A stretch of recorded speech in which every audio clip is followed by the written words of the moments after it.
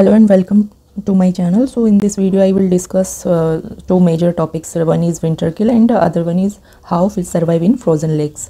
So we will discuss one by one. So first I will discuss what is winter kill. So basically the mean of winter kill is to kill by exposure to winter condition.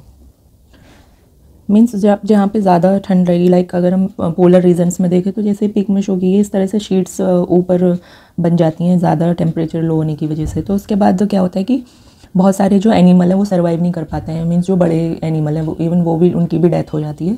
तो बहुत सारी जगह आपने देखा होगा कि बहुत बड़े बड़े वो एक फ्रीज हो जाते हैं शीट्स में, जो आइस शीट्स होती हैं। तो अब इसके बाद देखेंगे कि ऐसे क्यों होता है। जैसे अगर हम एक्वेटिक एनिमल्स की बात करें और एक टेरेस्ट्रियल, तो डिफरेंट फिनोमेना होता है।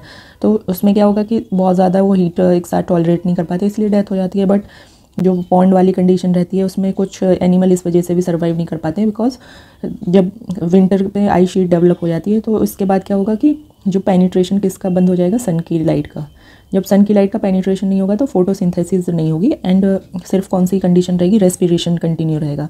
और वो किस बेस पे रहता है, बिकॉज कुछ डिजॉल्व ऑक्सीजन प्रेजेंट होती है वाटर में, तो उसके बेस पे वो थोड़ा रेस्पिरेशन करते रहते हैं। अदरवाइज़ इसमें हम साथ में देखेंगे कि बहुत सारे एनिमल सर्वाइव नहीं कर पाते। बट एक क्वेश्चन रहता है, इवन आता है, पूछते हैं कि फ़िश कैसे सर्वाइव करती हैं। तो इसके लिए बहुत सारे एडेप्टेशन फ़िश के होते हैं।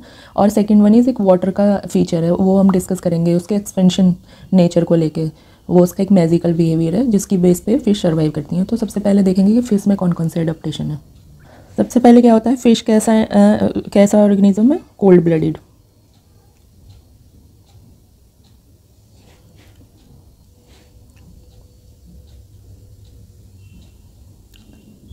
कोल्ड ब्लडेड की जो फीचर बेसिकली क्या होता है कि ये मेटाबोलाइज कर लेते हैं much more means slowly in the ice sheets. जो वाटर की जो आइस शीट है उसमें बहुत ज़्यादा ही अपना मेटाबॉलिक रेट को कम कर लेते हैं। उसके बाद क्या होगा कि ये लेस O2 पे भी सर्वाइव कर जाएंगे, मीन्स लिटिल अमाउंट में ऑक्सीजन प्रेजेंट होगी तो उसके बाद भी ये सर्वाइव कर जाते हैं। देन सेकेंड वन क्या होता है कि ये अपना जो मेटाबॉलिक रेट है उसको कितने पॉइंट तक ये कम कर सकती हैं, 4 डिग्री टेम्परेचर तक अराउंड। और इसके साथ ही अपना हार्ट रेट एंड ब्रीदिंग, जो इनका ब्रीदिंग और हार्ट रेट है उसको भी ये मीन्स वो भी फॉल हो जाता है इनमें,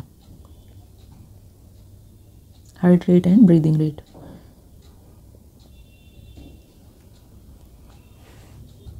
इसके बाद जो फिशेज़ हैं उनकी जो आउटर लेयर है उसमें कौन सा एक पॉली अनसेचुरेटेड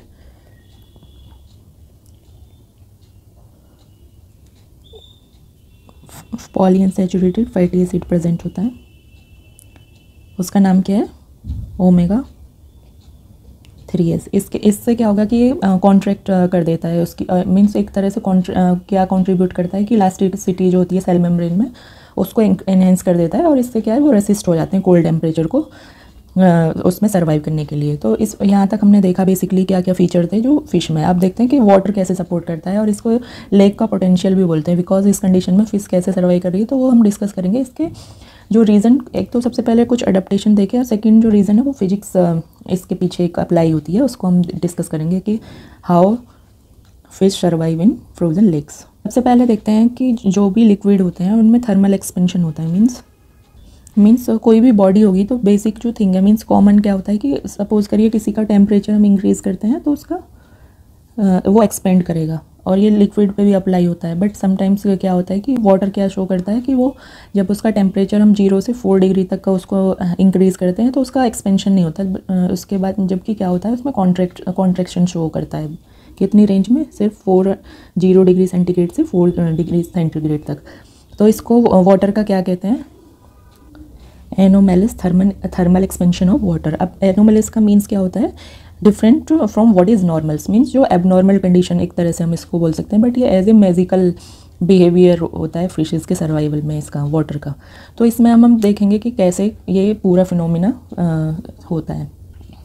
इसको समझने के लिए सपोज़ करिए हम सबसे पहले कंटेनर में आइस लेते हैं वो 0 डिग्री सेंटीग्रेड पर। देन इसको जब ये मेल्ट होती है 0 डिग्री सेंटीग्रेड पर ही टेम्परेचर पर, तो इसमें क्या होता है, इसका जो वॉल्यूम कम हो जाता है आइस का जब ये मेल्ट होकर वाटर में कन्वर्ट होती है और डेंसिटी बढ़ जाती है। तो हम सबको पता है कि जब हम कोई भी आइस क्यूब्स वाटर में जैसे डालते हैं, जैसे कोल्ड ड्रिंक में जब डालते हैं तो वो ऊपर फ्लोट करती है। ऐसे इस पिक्चर में भी शो किया है कि ये किस तरह से फ्लोट हो रहा है आइस क्यूब वाटर पे। तो अब ये है कि जो भी वाटर से कम डेंस थिंग्स हैं वो ऊपर फ्लोट करेंगी, और जो जिनकी डेंसिटी वाटर से ज़्यादा है वो उसके बॉटम पे आ जाएंगी। सपोज़ करिए अगर यहाँ पे आइस क्यूब्स डालेंगे तो वो फ्लोट करेगी, और इसमें लोहे का कुछ हम अगर इसमें पेनिट्रेट करेंगे तो वो इसके बॉटम पे आ जाएगा। तो इसके बाद क्या होगा, ये 0 डिग्री सेंटीग्रेड से जब इसका टेम्परेचर हम 4 डिग्री सेंटीग्रेड तक एनहांस करते हैं, मतलब बढ़ाते हैं, तो ये वाटर एक्सपेंड नहीं करेगा, बल्कि ये और ज़्यादा कॉन्ट्रैक्ट हो जाएगा। और वाटर की जो मैक्सिमम डेंसिटी कितने टेम्परेचर पे होती है, 4 डिग्री सेंटीग्रेड पर मैक्सिमम डेंसिटी होती है वाटर की। तो इसके बाद हम सपोज़ करिए वाटर के एनोमलस बिहेवियर को शो करता है ये ग्राफ। ये यहाँ से 0 डिग्री से शुरू होता है। 0 डिग्री पे क्या है कि डेंसिटी कम है। सपोज़ करिए अगर कोई भी टेम्परेचर है वो अगर हम 10 से 4 लेके आते हैं, सपोज़ करिए अब 10 की डेंसिटी 9 से कम है, मीन्स इसकी डेंसिटी इससे ज़्यादा है ना 10 से। तो सबसे 9 जो 10 की डेंसिटी से ज़्यादा 9 की, 8 की 9 से ज़्यादा है, और 7 की 8 से ज़्यादा है। तो सबसे ज़्यादा मैक्सिमम डेंसिटी कहाँ पर शो हो रही है, 4 पे। तो ये एक स्पेशल बिहेवियर है, ये रेंज जो है वाटर की एक स्पेशल फीचर को शो करती है, क्योंकि 4 डिग्री सेंटीग्रेड किसको शो करता है, मैक्सिमम डेंसिटी ऑफ वाटर। अब इसको हम कैसे अप्लाई करेंगे, तो सबसे पहले पूरा कॉन्सेप्ट थोड़ा ध्यान से समझिए, उसके बाद आपको बहुत अच्छे से समझ आएगा। इसके बाद हम एक एग्जांपल के लिए एक शो की है पिक्चर में, पॉन्ड की एक ये फ़ोटो है। तो इसमें क्या है कि अब फिश कैसे सर्वाइव करती है उसको समझने के लिए सपोज़ करिए कि कोई ये सरफेस है और ये नीचे वाटर है, ये वाटर हो गया नीचे। इसके बाद जब इसमें हीट लॉस होगा, मीन्स यहाँ से अगर ठंडी अगर ये हम नॉर्थर्न बेसिकली पोल्स के बारे में बात कर रहे हैं, तो यहाँ से हवा अगर इसके थ्रू ऊपर से पास होगी तो यहाँ से हीट लॉस होगा इस वाटर की सरफेस से। उसके बाद क्या होगा कि इसका टेम्परेचर लो होना शुरू हो जाएगा। सपोज़ करिए सबसे पहले यहाँ का टेम्परेचर हम 10 डिग्री ले लेते हैं और यहाँ का 11 डिग्री जो बॉटम में। इसके बाद क्या होता है कि जब यहाँ से हीट का एक्सपोजर होगा तो इसका टेम्परेचर डाउन होगा। तो उसके बाद क्या होगा, जैसे ही टेम्परेचर डाउन सपोज़ करिए 9 डिग्री सेंटीग्रेड हो गया, तो इसकी डेंसिटी बढ़ जाएगी, तो वो बॉटम की तरफ आएगा, और बॉटम पे कितना टेम्परेचर 11 डिग्री, देन ये ऊपर की तरफ जाएगा। मीन्स कन्वेक्शन के थ्रू वाटर ऊपर से नीचे मीन्स अपवर्ड और डाउनवर्ड मूवमेंट होगा वाटर में। अब कन्वेक्शन क्या होता है कि बेसिकली हीट का ट्रांसफ़र होता है लेयर्स में। जो भी ठंडा पानी होगा वो बॉटम की तरफ आएगा और गर्म ऊपर अपवर्ड मूवमेंट करेगा टॉप की तरफ। जैसे सपोज़ करिए अगर हम डेली यूज़ में पानी की रॉड से पानी गर्म करते हैं, तो वो किसके थ्रू गर्म होता है कि सबसे पहले नीचे जो भी वाटर गर्म होता है वो ऊपर जाता है, ठंडा पानी नीचे, और ये मिक्सिंग तब तक होती रहती है जब तक इक्वल ना हो जाए। तो बट इसमें कैसे होता है ये हम फर्दर देखेंगे। अभी कन्वेक्शन में जो हीट का ट्रांसफ़र होता है उसमें कौन सा फैक्टर काम करता है, ग्रेविटेशन मीन्स जो भी हैवी कोई भी थिंग है वो नीचे की तरफ मीन्स मूवमेंट करती है। तो इसके बाद ये मूवमेंट कब तक चलता है, जब यहाँ सपोज़ करिए ये यहाँ पे लास्ट में कितना रह गया 4 डिग्री टेम्परेचर, और यहाँ पर भी 4 डिग्री टेम्परेचर है। फिर इसके बाद हीट लॉस हुआ तो यहाँ पे 3 डिग्री हो जाएगा टॉप पे। तो उसके बाद ये नीचे नहीं जाएगा, बिकॉज जो नीचे की जो वाटर है उसकी डेंसिटी 3 से ज़्यादा है। मतलब अब इस ग्राफ के थ्रू हम देखें समझें, सपोज़ करिए यहाँ पे क्या है कि टॉप पे क्या है कि 3 डिग्री टेम्परेचर हो गया और बॉटम पे 4 डिग्री है। अब हमको पता है कि जो 4 डिग्री पे वाटर की डेंसिटी मैक्सिमम होती है। अब मैक्सिमम वाला वाटर ऊपर नहीं जाएगा तो 3 वाला नीचे भी नहीं आएगा फिर। तो इसके बाद कौन सा फिनोमिना यहाँ पे आता है कि यहाँ पे आइस शीट बननी डेवलप हो जाती है। अब आइस के बारे में एक हमको सबको पता है कि आइस क्या है, बैड कंडक्टर ऑफ हीट, और वाटर कैसा होता है, एक सबसे अच्छा कंडक्टर होता है हीट का। तो फिर इसके बाद क्या होगा कि यहाँ पे 3 डिग्री के बाद ये वाटर का जो कन्वेक्शन है वो स्टॉप हो जाएगा, और मीन्स ये अपवर्ड और डाउनवर्ड मूवमेंट नहीं होंगे। तो इसके बाद जब टेम्परेचर का अब हीट लॉस होने के अभी हीट लॉस कैसे रुकेगा, क्योंकि ये जो वाटर आइस है वो बैड कंडक्टर है। तो इसके बाद यहाँ से जो पेनिट्रेशन इसका होगा हीट का वो बहुत ज़्यादा नेग्लिजिबल होगा, मीन्स बहुत ही कम अमाउंट में रहेगा। तो इसके बाद जब भी और टेम्परेचर डाउन होगा तो ये आइस शीट जो है थिक होनी शुरू हो जाएगी, मीन्स यही मोटी होती चली जाएगी।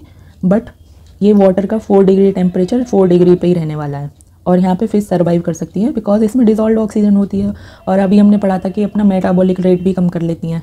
तो एक टाइम तक ये उसी के बेस पे सर्वाइव कर जाती हैं, और इनके पास एक poly unsaturated fatty amino acid भी होता है, तो वो भी कंट्रीब्यूट करता है इनके सर्वाइवल में। तो उसके बाद अगर हम देखें कि इसमें जो लेयर्स का कुछ जो भी प्रपोर्शन कुछ इस तरह से रहेगा कि डेंसिटी जैसे बढ़ेगी तो उसके बाद टेम्परेचर किस तरह से, लेयर्स में सबसे ऊपर आइस होगी, देन 0 डिग्री टेम्परेचर होगा, उसके बाद डेंसिटी के अकॉर्डिंग इसमें सबसे ज़्यादा डेंसिटी 4 की है, 4 डिग्री टेम्परेचर पर वाटर की, तो वो सबसे बॉटम में होगा, उसके बाद 3 डिग्री 2 डिग्री, ये सारी इस तरह से ये लेयर्स में होता है। अब इसके लिए हमने भी देखा था, ये ग्राफ में हमने समझा था कि वाटर की डेंसिटी सबसे ज़्यादा कहाँ पे होती है, 4 डिग्री पे, 4 डिग्री टेम्परेचर पे। यहाँ पे टेम्परेचर शो किया और यहाँ पे डेंसिटी है वाटर की इस एंगल पे। इसके बाद होप कि आपको ये कॉन्सेप्ट पूरा समझ में आया होगा। फिर से एक बार रिवाइज करती हूँ कि वाटर 4 डिग्री पे सबसे ज़्यादा डेंस होता है, तो जब ये कन्वेक्शन के थ्रू बॉटम पे 4 डिग्री टेम्परेचर आता है तो इसके बाद इसमें डाउनवर्ड और अपवर्ड मूवमेंट मीन्स कन्वेक्शन होना बंद हो जाता है और आइस शीट डेवलप होनी शुरू हो जाती है। आइस शीट बेड कंडक्टर है, तो उससे क्या है कि हीट का लॉस नहीं होता, तो जो अंदर का जो टेम्परेचर है वो उसी तरह से रहता है, मींस जो इसका बॉटम पे 4 डिग्री टेम्परेचर ही रहेगा और उस पर फिश सर्वाइव कर जाती है। उसके अलावा उसमें बहुत सारे बायोलॉजिकल अडेप्टेशन होते हैं फिशेज़ में, वो they are also helpful in their survival in this condition. So ये हमने पूरा देखा कि बेसिकली वाटर का क्या रोल है इस कंडीशन के लिए। अगर सपोज कर एग्जाम में आए कि वाटर की डेंसिटी किस टेम्परेचर पर सबसे ज़्यादा होती है, तो वो होती है 4 डिग्री टेम्परेचर पर।